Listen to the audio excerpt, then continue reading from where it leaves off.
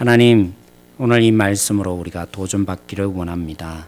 우리가 지혜 있는 사람, 때를 분별하는 사람 되게 해주십시오.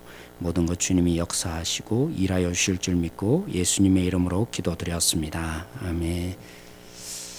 서로 한번 인사할까요? 당신이 참 행복했으면 좋겠습니다. 그렇게 한번 인사하겠습니다.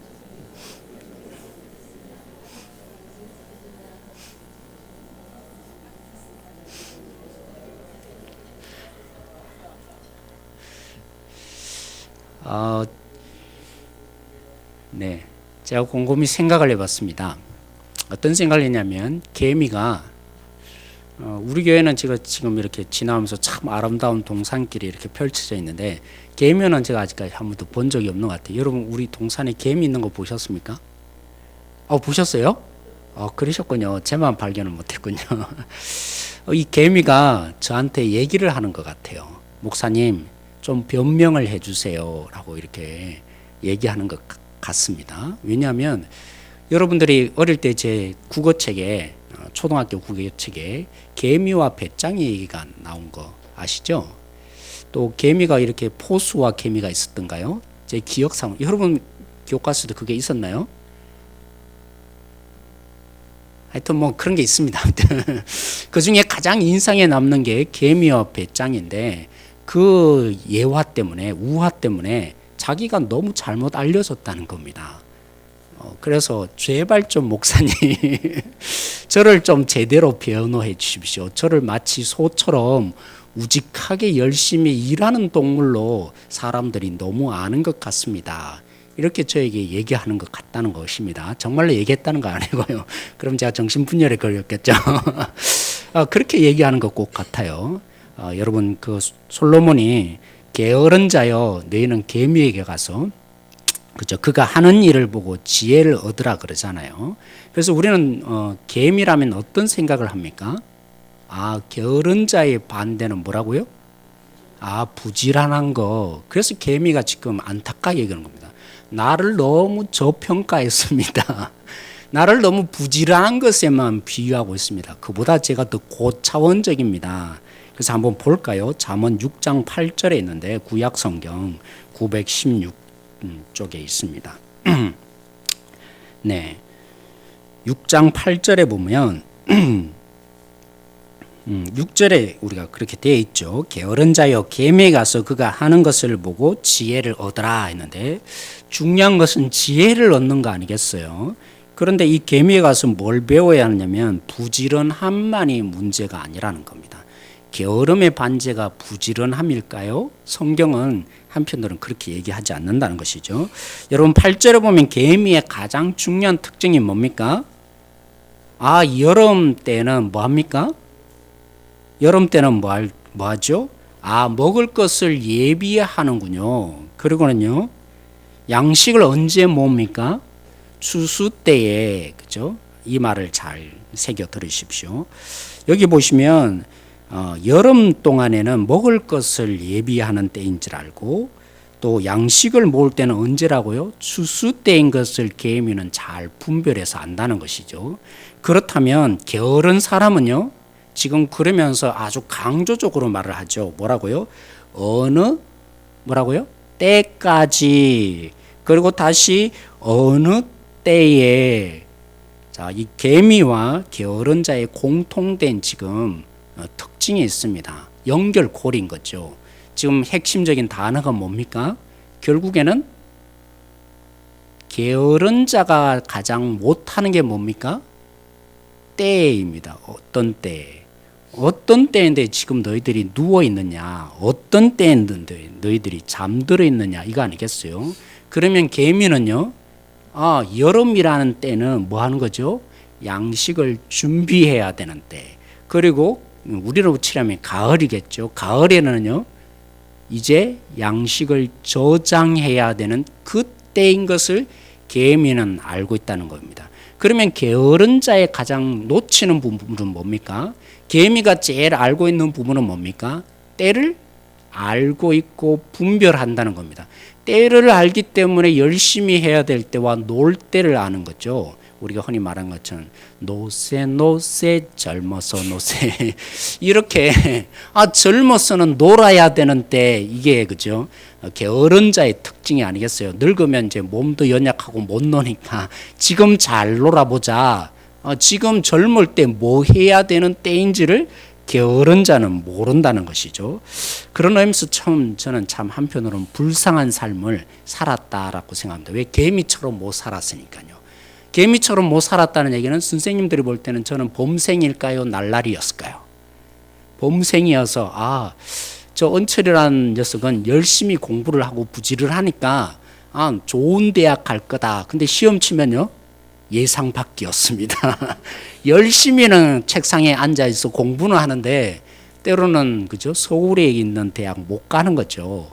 볼 때는 연세대 고대 정도 갈처럼 열심히 막 불타서 공부하는데 근데 중요한 게 뭐죠? 열심히 책상에 앉아 있는다고 열심히 한다고만 다 되는 문제가 아니더라는 것이죠. 그래서 우리 인생의 중요한 게 뭡니까? 때로는 때를 잘 아는 지혜가 우리 속에 필요하더라. 이 얘기를 이제 개미가 야 여러분 저를 좀 보십시오.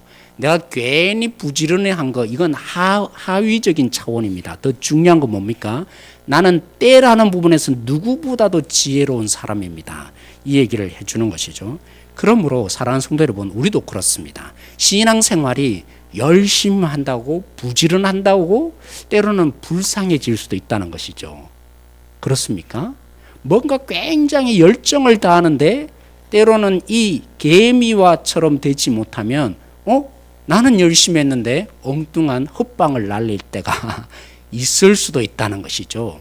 그래서 우리는 잘 알아야 합니다. 어떻게요? 때를 잘 분별하는 사람. 오늘 이 본문으로 돌아가 보면 예수님이 말씀하신 그죠? 무화과 나무에게 가서 뭐 하라고요? 비유를 통해서 이것을 잘 배워라. 때를 아는 사람은 누굽니까? 무화과 나무의 이 비유를 잘 이해하고 깨닫는 사람. 더 쉽게 말하면 때를 분별할 수 있는 사람이더라는 것이죠. 어떤 때요? 내가 다시 올 때가 있는데 그때에 앞부분부터 지금 13장에 징조가 있을 거다. 상세하게 예수님이 이미 우리가 읽었던 27절까지 다 상세하게 이들에게 설명을 해줬어요. 내가 올 그때가 되면 그때에 이런 일들이 징조로 일어나니까 그래서 너희들이 잘 그때를 분별하여야만 제대로 될 수 있다. 이 얘기 아니겠어요? 근데 여러분 이상하지 않습니까? 이제까지 제가 무슨 얘기를 해왔죠? 수요일마다. 하나님의 나라를 얘기해 왔어요. 그러다가 목사님 왜 갑자기 종말에 대한 얘기로 지금 화제가 달라집니까? 그리고 설교 제목은 뭐죠? 하나님의 나라 그러면서 제가 몇 번째로 했죠? 9번째. 목사님 이상합니다. 제가 높아심에서 제가 설명을 한데 하나님의 나라에 대해서 설명하고 오늘 본문도 하나님의 나라에 대해서 주제를 달았는데 왜 종말에 대한 얘기를 갑자기 화제를 바꾸는 것처럼 보입니까? 아닙니다. 여러분 하나님의 나라는 어떤 성향을 가지고 있습니까? 오늘 우리에게 하나님의 나라가 침투하는 것뿐만이 아니라 하나님의 나라가 결국에는 무르익어서 열매를 얻어서 그죠? 결국에는 뭐 할 때요? 추수할 때가 있다. 추수 때가 뭡니까?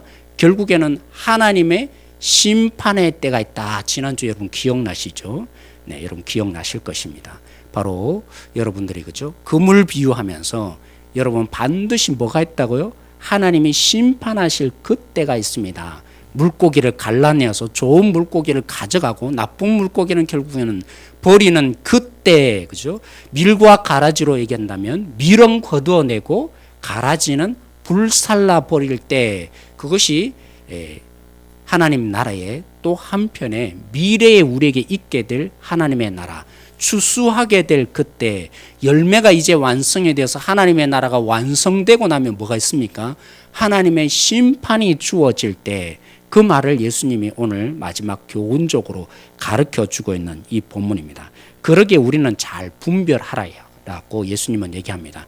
내가 올 그때 결국 열매를 거두고 하나님의 심판이 있을 그때를 너희들이 잘 분별하지 못하면 너희가 이때에 믿음을 잃어버리고 결국에는 하나님의 그때에 하나님의 나라에 없을 수도 있는 존재가 되지 않겠느냐. 그러므로 잘 그때를 분별하는 자가 되라고. 그래서 앞부분부터 내가 잘 설명했던 이 적어도 세 가지 유형으로 함께 말할 수 있는데요.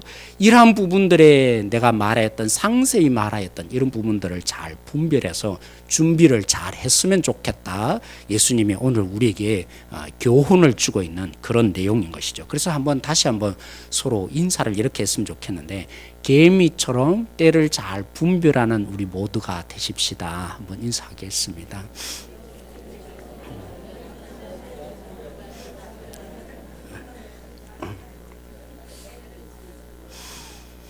네, 그렇다면 우리가 우리 여기에 있는 우리 성도님들은 정말 개미처럼 이제 주님이 오실 때가 됐구나. 내가 이렇게 있으면 안 되지.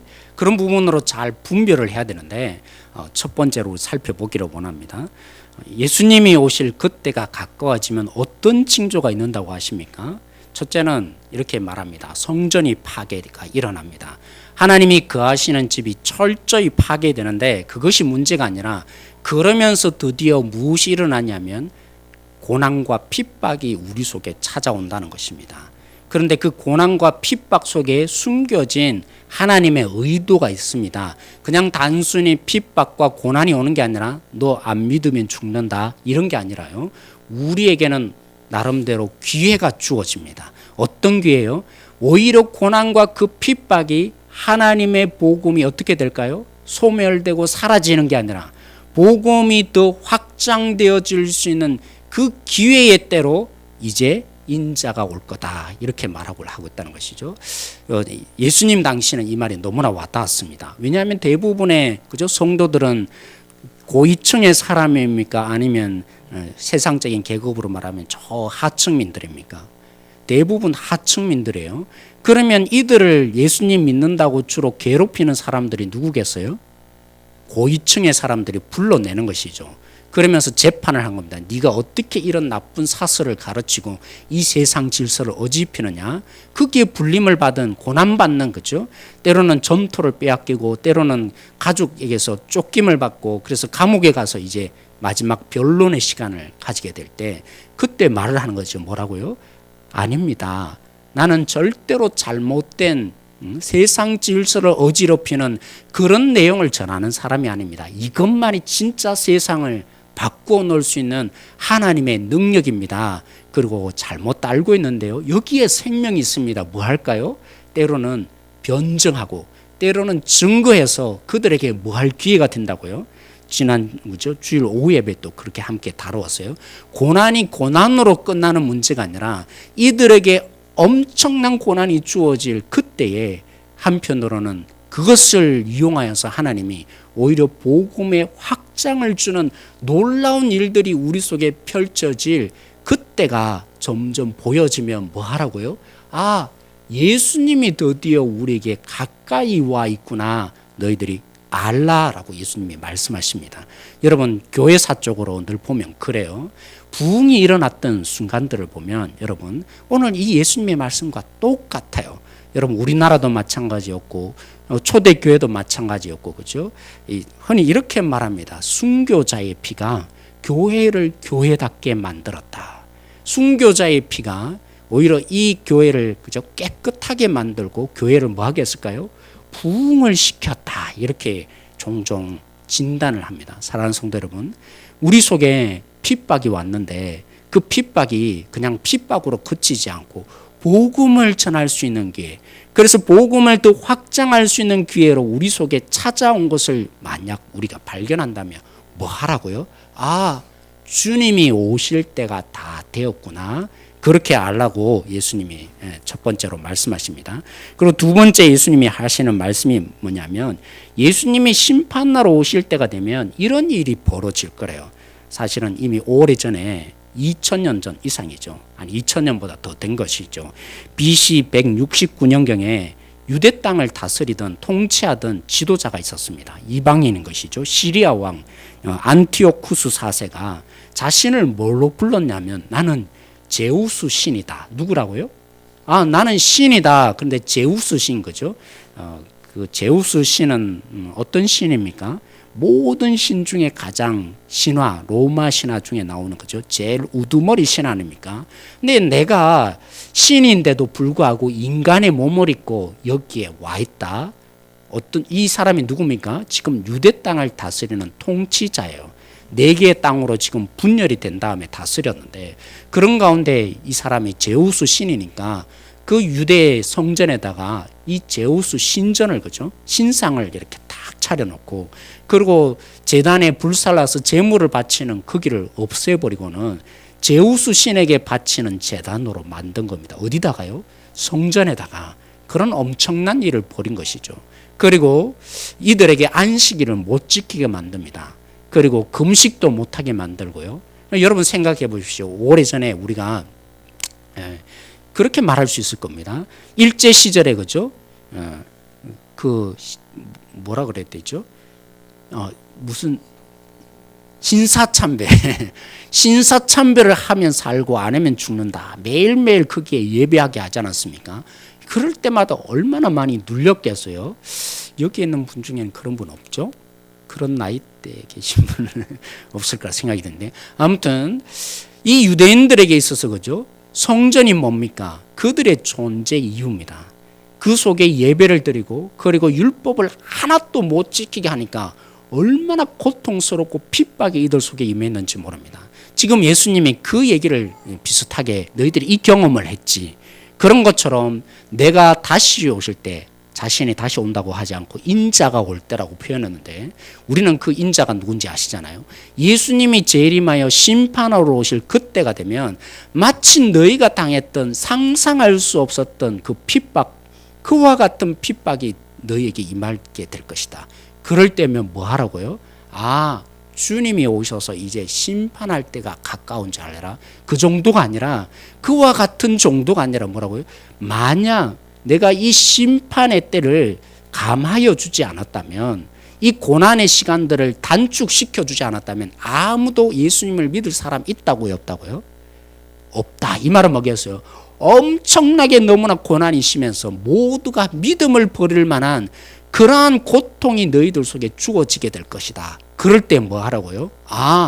이제 주님이 오실 때가 가까웠구나. 그렇게 이해하라고 예수님이.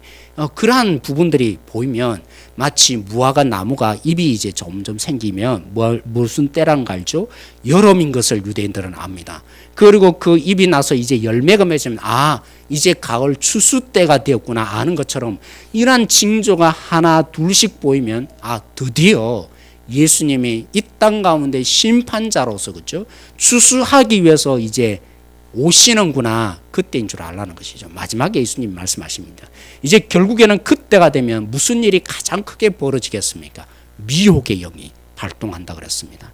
한 사람 한 사람들을 주님의 사람으로, 그죠? 낚여서는 안 되니까 사단이 거짓의 영을 자꾸만 주어서 결국에는 예수님이 저분이시구나, 아니면 저렇게 교리적으로 믿어야만 진짜구나, 사람들이 다 그 미혹의 영에 빠져드는 그런 시간들이 우리에게 올 것이다, 이렇게 얘기를 하는 것이죠. 그런데 사랑하는 성도 여러분, 이렇게 비춰본다면 예수님이 지금 오실 때가 된 것 같아요, 안 온 것 같아요? 아직 안 온 것 같습니까? 네. 그런데 잘 보셔야 된다는 것이죠. 그래서 예수님이 강조를 오늘 이 본문에 하고 있습니다. 여러분 보십시오. 33절 말씀을 보십시오. 오늘 마가복음 13장 33절에 보시면 예수님이 굉장히 강조를 하고 있어요. 이런 징조가 있다라고 하면서 33절에 보면 첫째 뭐라고 합니까? 주의하라. 그 다음에는요, 깨어있으라, 이렇게 말합니다. 그리고 35절에도 보면 뭐라고 하죠? 그러므로 깨어있으라. 37절에는요 똑같이 또 3번에 4번에 걸쳐서 계속해서 강조하는 말이 뭡니까? 깨어있으라. 그 말은요, 깨어있지 않으면 아무리 예수님이 상세하게 이런 일이 발생할 거다 얘기해주고 분별하라고 했지만 분별이 됩니까? 지금은 아무 일이 안 일어나는 것처럼, 예수님이 오실 때가 저 멀리 있는 것처럼, 지금은 안전한 시기인 것처럼 분별이 없으니까 그렇게 느껴질 수밖에 없다라고 예수님은 얘기하고 있습니다. 사랑하는 성도 여러분, 지금 이 시기가 조금만 여러분이 눈을 바꾸어 놓으면, 나에 대한 관심을 조금만 바꾸어서 세상을 향해서 눈만 조금만 돌려보면 그렇지 않습니다. 여러분들이 혹시 인터넷에 기도 24365, 제가 금요일마다 종종 왜 이런 나라를 위해서 기도해 주십시오, 이런 나라를 위해서 기도해 주십시오, 그런 기도 정보를 드릴 때가 있지 않습니까? 제가 예전에 사역했던 그 교회가 거기에 사이트를 통해서 기도 정보를 참 많이 얻었는데, 기도 24365를 여러분 쳐 들어가 보시면, 정말 이상하네, 쳐 들어간단 말이잖아요. 이렇게 들어가 보시면 단순하지 않다는 것을 알게 될 것입니다. 여러분, 우리가 여기에 편하고 있고 아무런 문제가 없으니까, 우리에게만 너무 매몰되어 있으니까 이 땅이 아직도 예수님이 올 때가 멀은 것처럼 보이지만 그렇지 않습니다. 얼마나 많은 핍박이 일어나고 있는지, 예수님 믿는 것 때문에 그죠, 예배당이 불타오르고, 때로는 여러 가지 핍박과 또 예수님 믿는 것 때문에 폭탄 테러로 사람들을 죽이는 일들이 곳곳에 일어나는, 정말 이 성경에 말한 그런 일들이 비일비재하게 우리 속에 일어나는 것이 보이게 될 것입니다. 그런데 우리가 깨어있지 않으면요, 우리 속에 자꾸만 관심을 두어서 우리 속에만 있으면 우리는 너무 평안하잖아요. 지금 아무것도 안 일어난 것처럼 보이지만요, 그러나 조금만 눈을 돌려보면 예수님이 말씀하신 이때가 얼마나 지금 가까워져 가고 있는지를 여러분이 눈으로 확인하게 될 것입니다.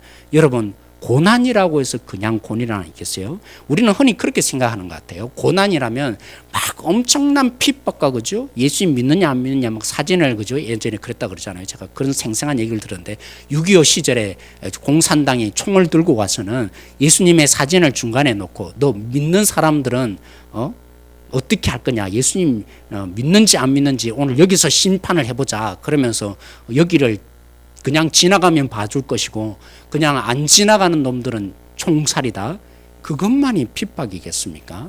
여러분, 잠시만 깨워서 우리 자신들을 보면 오늘 이 시대 가운데 믿음을 잃게 하는 핍박이 엄청나게 우리 속에 있는 줄 여러분 보셔야 합니다.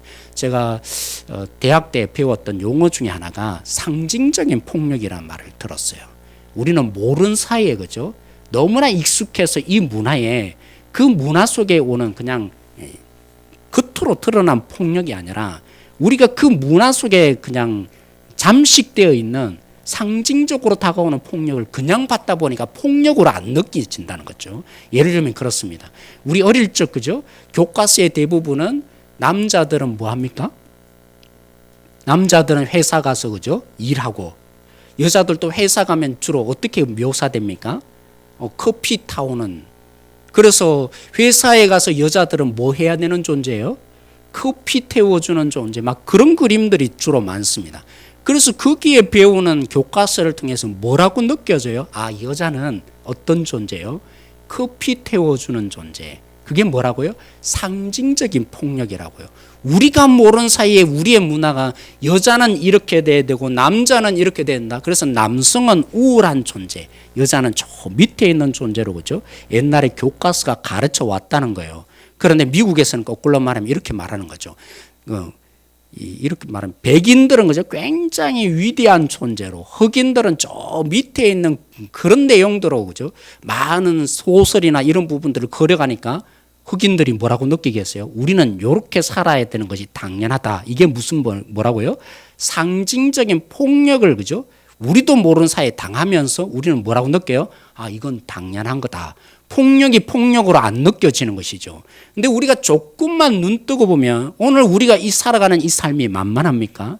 예수님 믿는 것이 정말 만만합니까? 제가 오늘 어떤 교회에 이렇게 같이 방문하면서도 느꼈어요.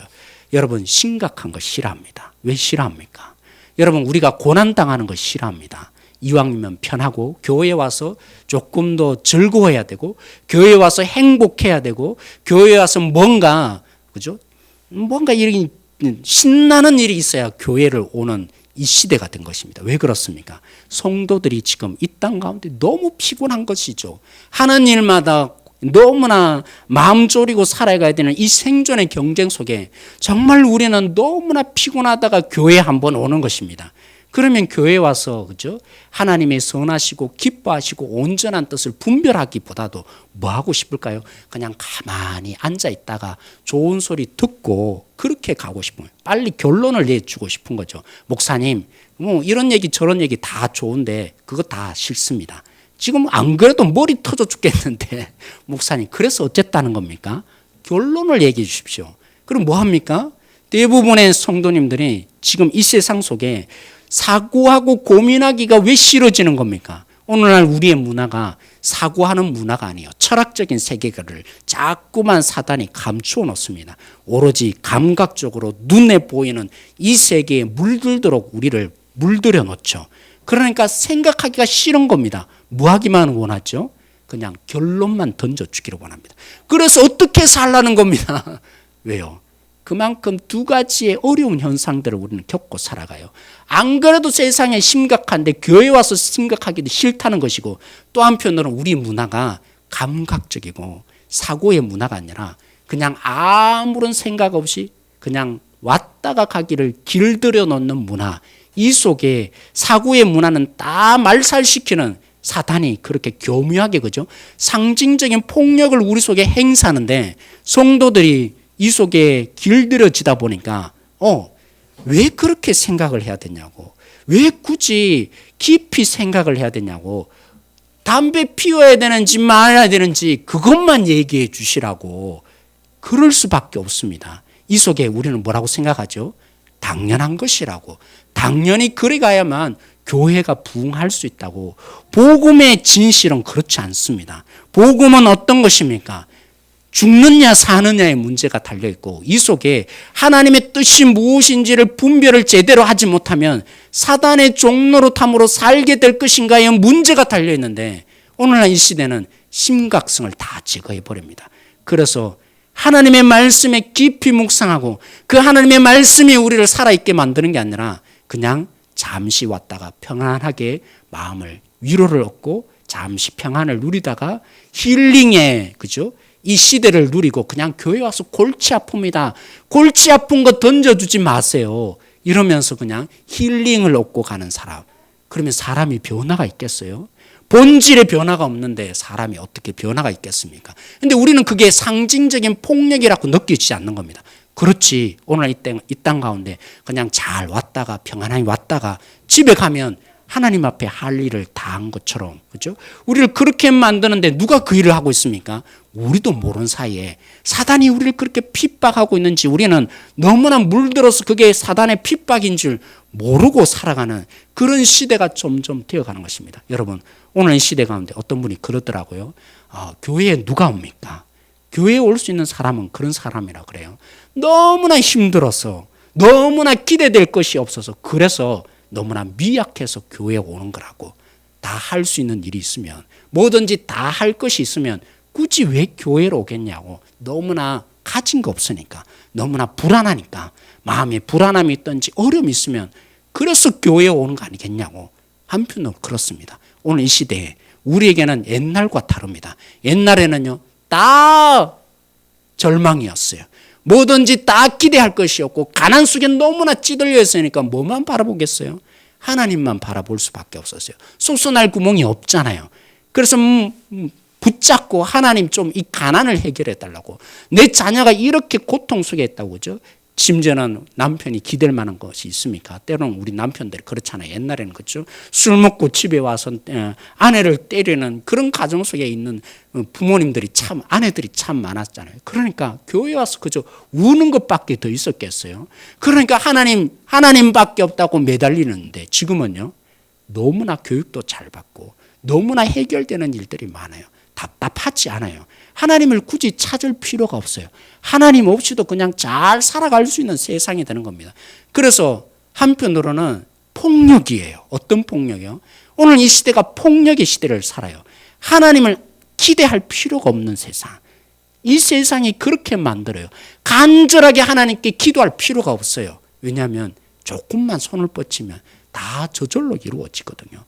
굳이 기도할 필요가 없어요. 내가 조금만 신경 쓰면 저절로 다 이루어지는 세상 속에 내가 살아가는데 뭐가 답답해서 하나님을 좀 붙들며 하나님이 날 좀 도와달라고 그런 우리의 손길이 일어날 수 있겠습니까? 그럴 필요가 없어요. 그래서 제가 볼 때는 고난이라는 것이죠.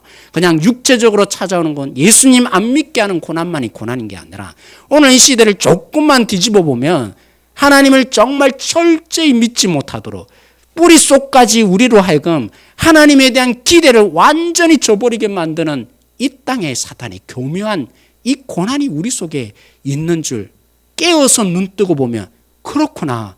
우리가 그냥 있을 수 없는 거구나. 조금만 잘못하면 아, 그렇구나. 내가 고난 속에 지금 살아가는 거구나.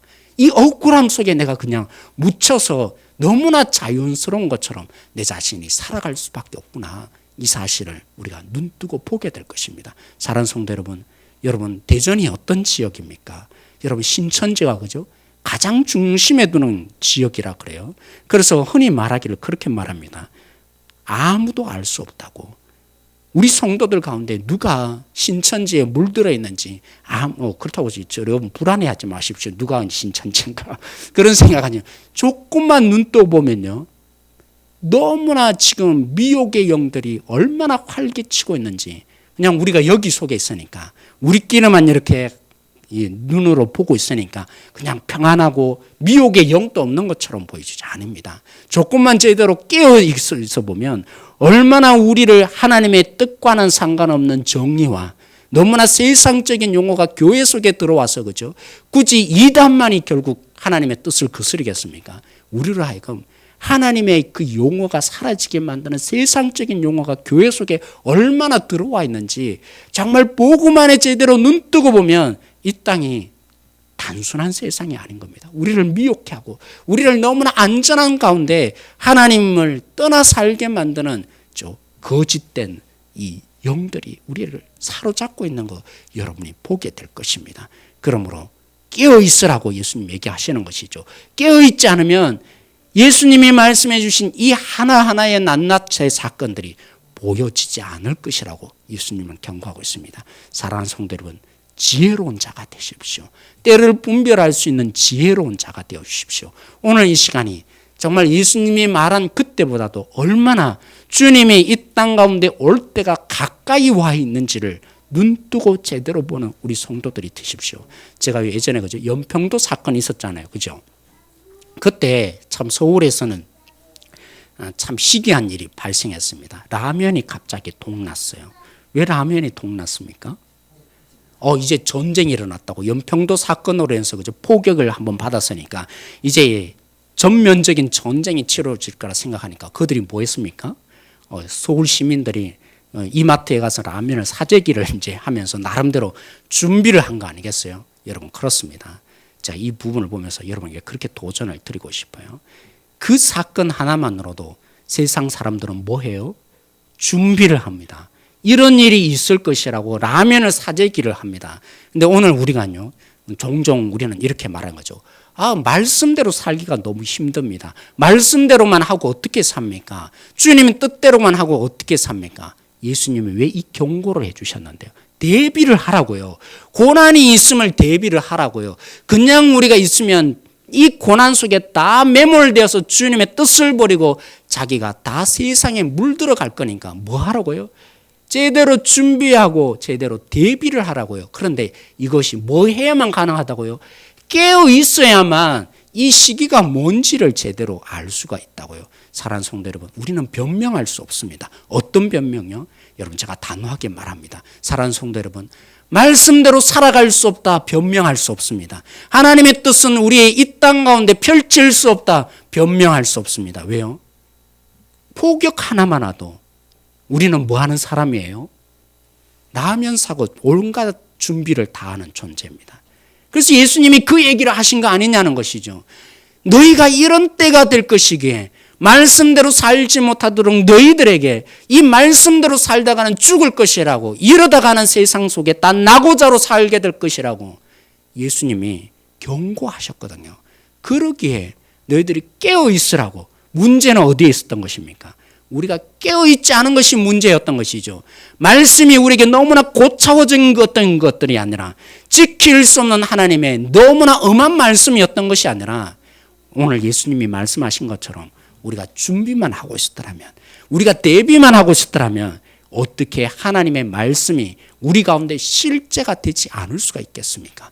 너무나 무겁고 위험스럽고 엄청난 괴로움을 주는 말씀이겠습니까? 십자가가 어떻게 도저히 우리가 따라갈 수 없는 말씀이겠습니까? 아니죠. 우리가 깨어서 준비만 했더라면 그 말씀이 쉽고 가볍다라고 예수님이 말씀하신 것처럼 우리가 적하는 것이 행복한 일인 것입니다. 하나님의 뜻대로 살아가는 것이 너무나 고차원적인 일이 아니라 오늘 여기 속에서 우리가 제대로 준비만 했다면, 깨어만 있었더라면 당연히 지킬 수 있으며 하나님의 뜻대로 순종하여서 진정한 우리 교회가 목표라는 것처럼 어떻게 해요? 행복한 교회, 행복한 성도가 되는 것입니다. 사랑하는 성도들, 속지 마십시오. 교회에 와서 평안함을 얻고, 교회에 와서 우리가 조금 더 기분이 좋아지고, 교회에 와서 우리가 조금 더 관계가 좋아지는 거 아닙니다. 근본적인 평안은 어디서 오는 것입니까? 이 땅 가운데 평안한 곳은 아무 데도 없습니다. 이 땅은 결코 그렇게 만만한 곳이 아닙니다. 한번 더 기분 좋아서 교회에 오는 것보다도 우리는 주님을 제대로 만나야 합니다. 주님이 주인 되어서, 그래서 주님을 제대로 경험해서, 그래서 이 땅 가운데 그 주님의 말씀대로 살아가서, 그래서 능력이 우리 가운데 흘러가서 생명이 보여지고, 그 생명의 능력들이 우리 한 사람 한 사람을 통해서 세상에 끼쳐질 때, 그때서야 진정한 행복이 있는 것입니다. 오늘 이 땅은 약육강식의 세상으로 누구든지 하나를 죽여야만 내가 살아갈 수 있다고 우리에게 설득시키는 세상입니다. 이 세상 속에 평안이란 존재하지 않습니다. 행복이란 존재하지 않습니다. 내가 조금 더 얻는다고 행복해지는 것이 결코 아닙니다.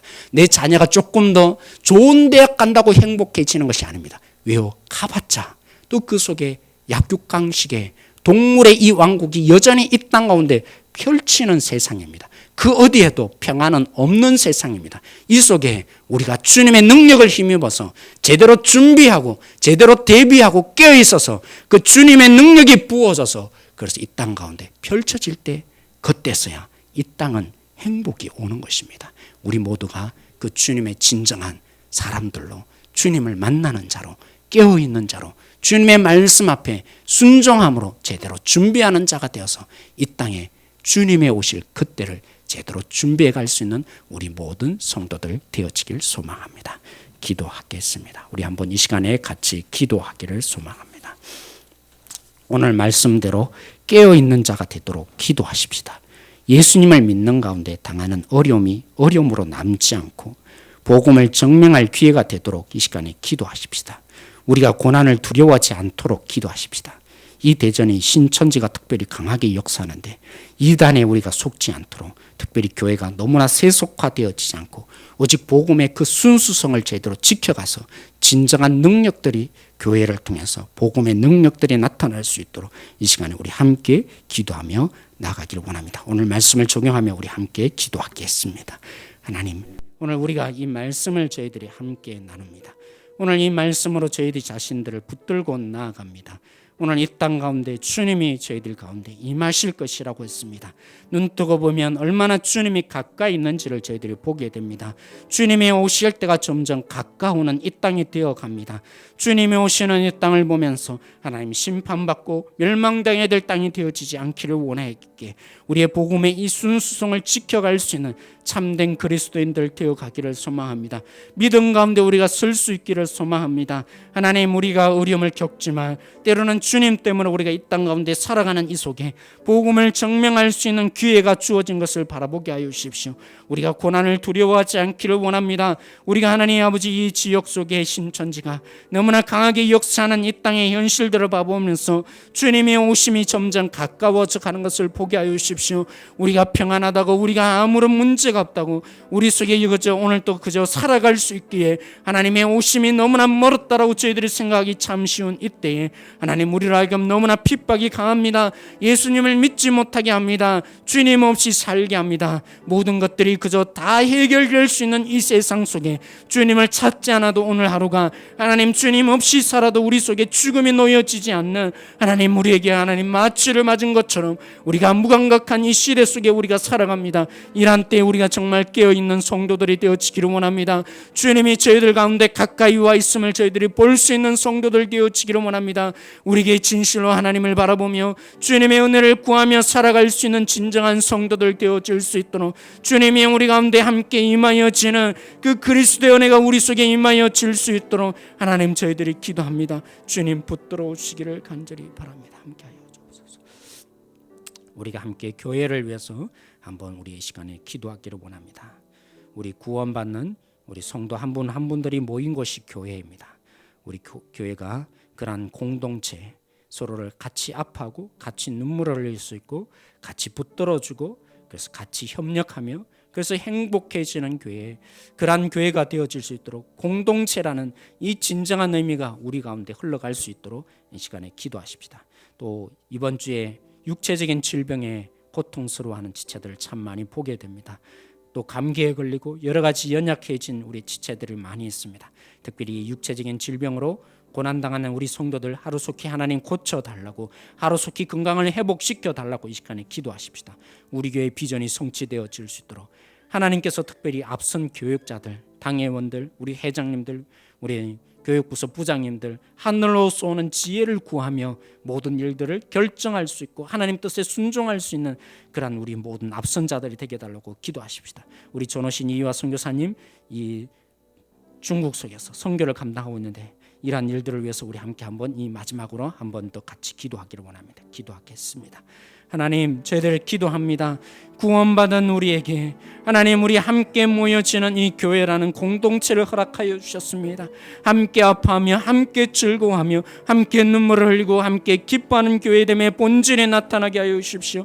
오늘 또 우리가 수요 예배 후에 우리 확신반을 가집니다. 목요일날 확신반을 가지고 하나님, 금요일 확신반을 가지고 주일 확신반이 있습니다.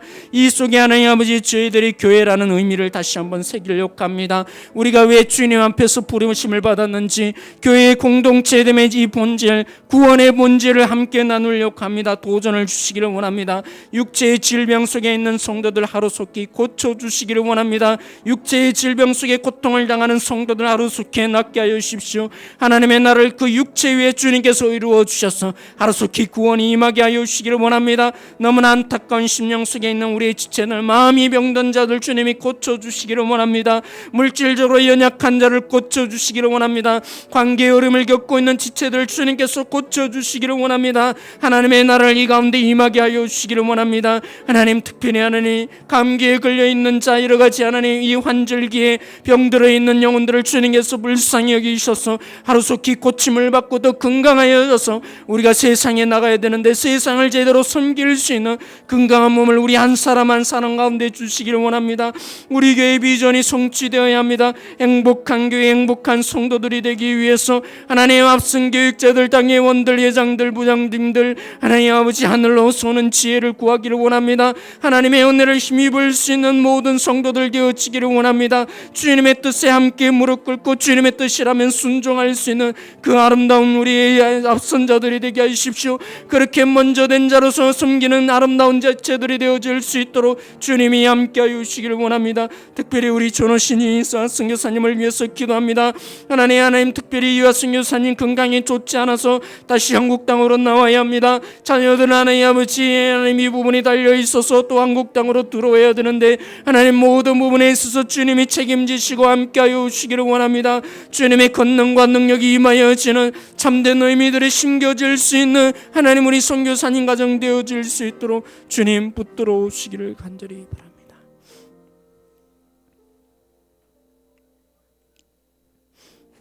하나님, 예수님이 다시 오실 때가 되면 만만한 세상이 아니라고 그랬습니다. 우리가 그저 평안히 앉아서 있을 수 없는 세상, 믿음을 잃게 만드는 세상, 이 평안함 속에 우리로 하여금 하나님께 굴복하는 자로 살지 못하게 하는 세상, 하나님을 찾지 못하게 하는 세상, 점점 그 핍박이 심하여진다고 했는데 하나님, 이 교묘하게 우리로 하여금 이 물질에 노예되게 만들고 우리로 하여금 세상의 물질과 평안함 속에 노예되게 만드는 이 본질을 보게 하여 주십시오. 이 핍박이 얼마나 강하게 우리 속에 있는지 볼 수 있는 모든 성도들 되게 하여 주십시오. 깨어있는 자가 되어서 준비하는 자, 주님의 오심을 준비하는 자가 되게 하여 주십시오. 도적같이 주님이 임하지 않을 것이라고 했는데 하나님 믿는 우리에게 그 현실이 보여져서 하나님 주님 오실 때가 이때구나, 우리가 다시 한번 준비하며 대비할 수 있는 진정한 믿음을 지켜갈 수 있는 성도들 되게 하여 주십시오. 그래서 우리 교회가 세상에 하나님 오늘 이 한국 교회 속에 표준이 되어지기를 원합니다. 복음을 향해서 함께 목숨을 걸 수 있는 진정한 성도됨을 보여줄 수 있는, 그래서 행복함의 본질이 무엇인지를 세상에 전파할 수 있는 참된 능력이 임하여지는 우리 동산교회 되게 하여 주십시오. 특별히 우리 전호신 이와 선교사님, 특별히 이와 선교사님 건강에 문제가 있습니다. 하나님께서 그 부분을 고쳐주시기를 원합니다. 자녀의 문제가 있습니다. 하나님께서 그 자녀들도 주님께서 돌보아 주시고 또 한국 땅에 나와서 그 관계를 맺게 되어져야 될 텐데 하나님 이 부분들을 주님 손에 맡깁니다. 주님이 함께하여 주십시오. 특별히 이번 주에 많은 지체들이, 우리의 지체들이, 우리가 함께해야 될 우리 성도님들이 몸의 건강함을 잃었습니다. 하나님 하루속히 치유하여 주십시오. 하루속히 회복되어서 이 땅을 섬길 수 있는 사람, 이 땅을 하나님이 주신 터전인 줄 알고 하나님의 빛이 되며 소금의 역할을 감당할 수 있도록 주님이 건강을 회복시켜 주시기를 원합니다. 하나님이 함께 하실 줄 믿고 예수님의 이름으로 기도드렸습니다.